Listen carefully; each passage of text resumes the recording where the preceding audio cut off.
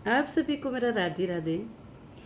कैसे हैं आप सभी लोग? मैं समझती हूँ आप अच्छे ही होंगे और ठाकुर जी आप सभी को लंबी उम्र करे और आप सभी की रक्षा करे, यही आप भगवान से हमारी दुआ है।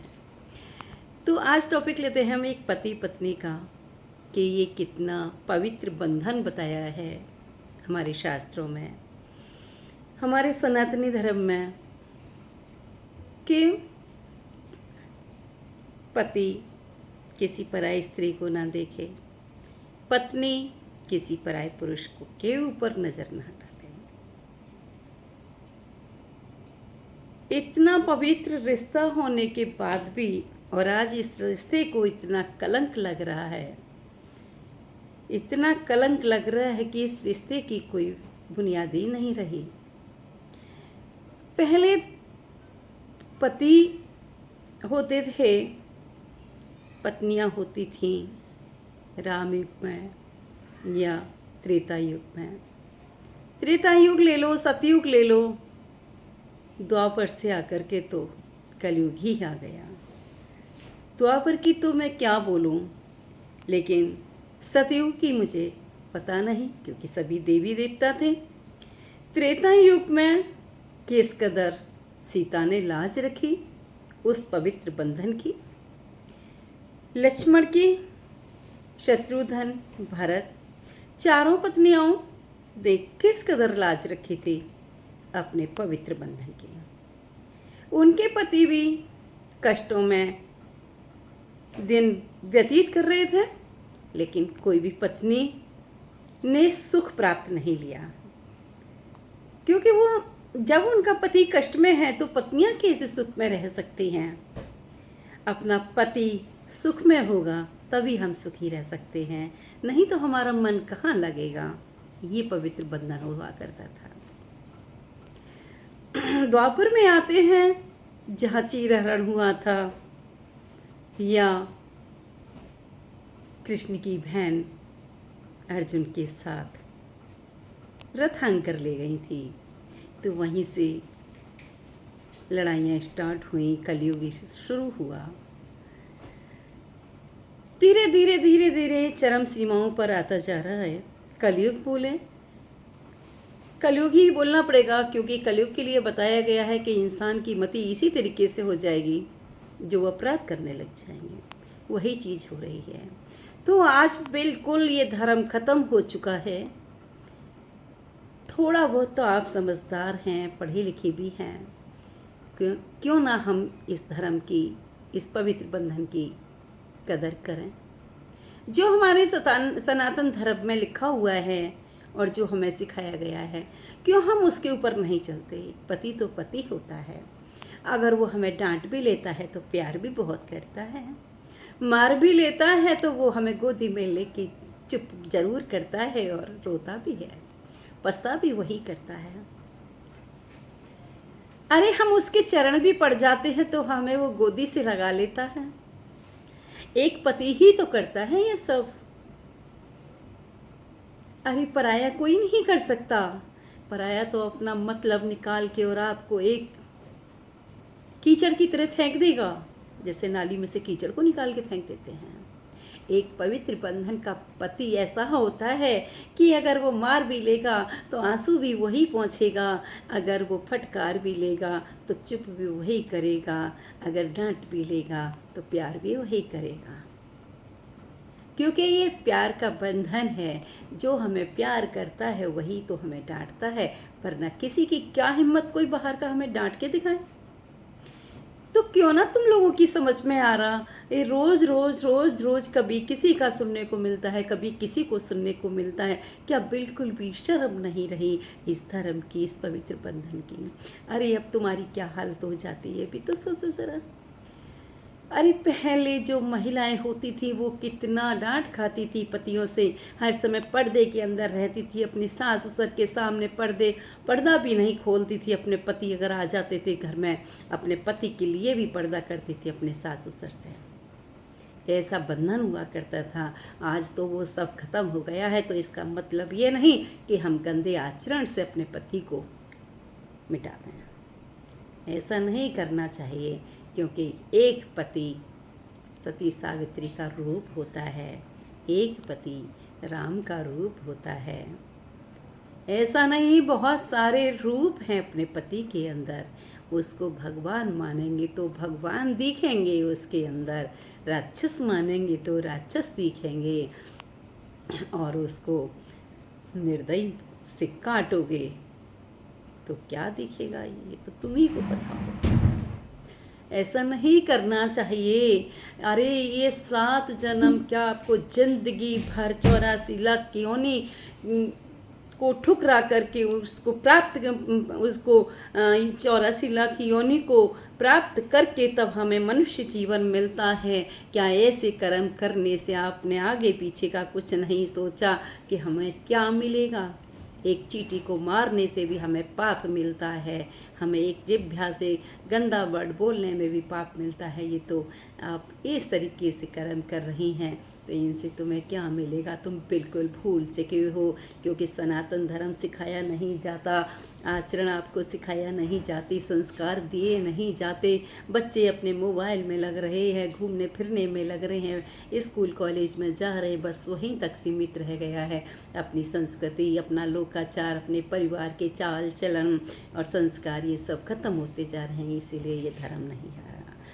तो मैं तो यही कहना चाहूँगी कि प्रत्येक माँ बाप को हर घर के अंदर बच्चों को पूजा पाठ में ढालना चाहिए। सबसे पहले उनको रामायण पढ़ाइए, उनको शिव पुराण पढ़ाइए, उनको गीता भागवत पढ़ाइए, उनको संस्कार सिखाइए। बच्चों को जैसे बोलना सीखते हैं ABCD मत सिखाइए, उनको राधे राधे का नाम सिखाइए, माता पिताओं के पैर छूना सिखाइए, उनको भावनाओं में डालिए कि हमारा एक पापा क्या होता है, एक माँ क्या होती है, एक पति क्या होता है, एक बहन क्या होती है, एक भाई, एक परिवार के प्रति प्यार प्रेम, ये सब सिखाइए।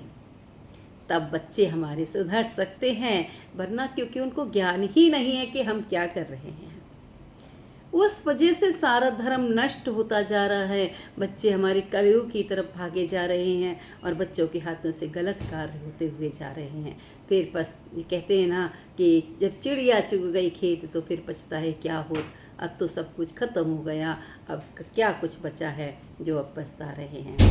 तो हर परिवार में, हर क्लास के अंदर ज़रूर अपना सनातन धर्म और अपनी संस्कृति सिखानी चाहिए, जिससे बच्चों को थोड़ा सा भाव स्वीकार होगा, भाव प्रकट होगा, बच्चों के मन में जागरूक होगा कि ये हमारी संस्कृति है, ये हमारे संस्कार हैं। क्योंकि बच्चों को तो कुछ पता ही नहीं, न जाने में बच्चे क्या कर जाते हैं, किसी को कुछ नहीं पता। किसी की माँ तरस रही है, किसी की बहन तड़प रही है, किसी का भाई तड़प रहा है, किसी की वाइफ तड़प रही है, किसी का पति तड़प रहा है। तो इस तरीके से, क्योंकि आजकल पति पत्नी का प्यार ही खत्म हो गया, मेरे को तो ये लग रहा है पति पत्नी का प्यार ही नहीं दिखाई दे रहा। अरे ये धर्म एक पवित्र बंधन है, इस पवित्र बंधन की लाज बनाए रखिए। इस पवित्र बंधन को इस तरीके से कीचड़ में मत डालिए, इस तरीके से कलंक मत बनाइए, क्योंकि ये हमारा पवित्र बंधन किसी भी धर्म के अंदर नहीं होगा जितना हमारे सनातन और अपनी संस्कृति के अंदर है। क्योंकि करवा चौथ का व्रत रखती हैं पत्नियां, क्यों रखती हैं ये बताइए। ये पत्नियों के लिए ही बताया है, पतियों के लिए नहीं बताया। क्योंकि स्त्री घर के अंदर रहती है, स्त्री घर के अंदर रहती है, पति घर से बाहर रहता है। 100 लड़ाइयाँ मिलती हैं, 100 कष्ट मिलते हैं, उसको न जाने किस आपत्ति में। तो हमारे धर्म पूजा पाठ से उस पति की रक्षा के लिए हम दुआ मांगते हैं, हम रक्षा करते हैं उस पति के लिए, भगवान से बोलते हैं प्रभु हमारा पति जहाँ कहीं भी हो आप उसकी रक्षा करना। इसलिए हम ये व्रत रखते हैं, इसलिए हम पूजा पाठ करते हैं कि हमारा जो काम है, हमारा जो कर्म है, पूजा पाठ किए हुए जो हम पुण्य कमा रहे हैं, प्रभु से आराधना कर रहे, वो हमारे पति के चरणों में रहे और उससे उसकी रक्षा रहे। हम इसलिए करते हैं, हम करवा चौथ का व्रत रखते हैं लंबी आयु के लिए। क्यों रखते हैं? क्या शुरू से त्रेता युग, सतयुग, द्वापर युग कभी महिलाओं ने ही रखा है ये व्रत, कभी पतियों ने नहीं रखा। क्यों?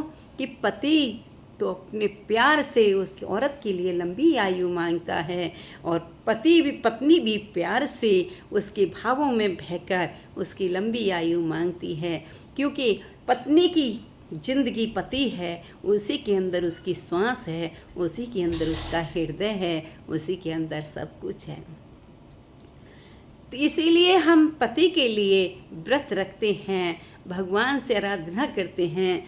कोई भी हम पूजा करने जाते हैं भोलेनाथ से, भोलेनाथ ले लो, चाहे हनुमान जी ले लो, चाहे गौरा पार्वती ले लीजिए, चाहे गोविंद ले लीजिए, किसी भी एक को मान लीजिए, लेकिन हम अपने लिए कुछ नहीं मांगते, अपने परिवार के लिए ही मांगते हैं, हमारा पति, हमारे बच्चे।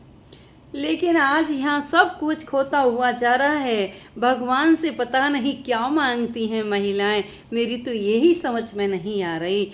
क्या वो दर्शन करने जाती हैं, क्या वो मांगती हैं भगवान से, जो कि इस तरीके से कांड हो रहे हैं देश में, ये भगवान की पति की लंबी आयु के लिए ऐसी कामना करती हैं कि अब भगवान से पूछती हैं कि हम इसको काट दें या मार दें, या हम लंबी आयु की दुआ करती हैं। यही पता नहीं लग रहा कि मंदिर जाकर वो करती क्या है, जाती हैं नहीं जाती, या भगवान कभी तो याद आता होगा उनको, घर में रहते हुए, बाहर रहते हुए कुछ तो वो बोलती होंगी अपने पति के लिए, लेकिन क्या मांगती हैं कुछ समझ में नहीं आता।